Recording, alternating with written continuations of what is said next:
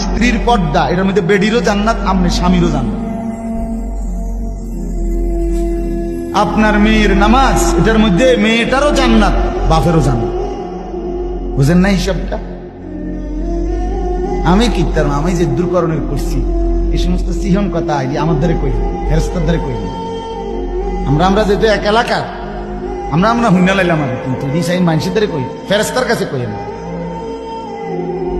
আমি কি করবো হুজুর, আমার যে দূর আছিল আমি করছি। কি করছেন?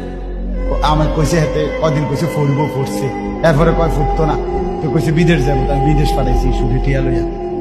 এরপরে কদিন পরে 3-4 বছর পরে এখন বিয়া করবো, বিয়া করাইছি। গড় করবো কইছে, গড় করে দিছি। হ্যাঁ, কিস্তিতে পারছি, লোন লইয়া পারছি, পত্তনে লইয়া পারছি, সিটারি বাটফারি করে পারছি, যেমনে পারছি। আমার দায়িত্ব, আমি এবারে সুদে পারি, ঘুষে পারি, সিটারিতে পারি, আমার যেহেতু দায়িত্ব ঘর করে দাও, আমি ঘর করে দিছি, বিয়ে করাই দিছি, বিদেশ পাঠাই দিছি, মাইয়া গুণ বিয়ে দিয়ে দিছি। আমার আর কি করার আছে? এখন যদি তারা নামাজ রোজা না পড়ে আমি কিনতে পারবো? বাবা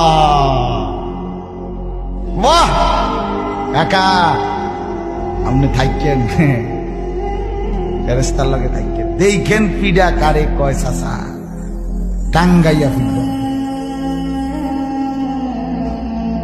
সুসিহনা লাভ সাদওয়ানে বইয়া বিড়ি খেতে খেতে কথা বক মার।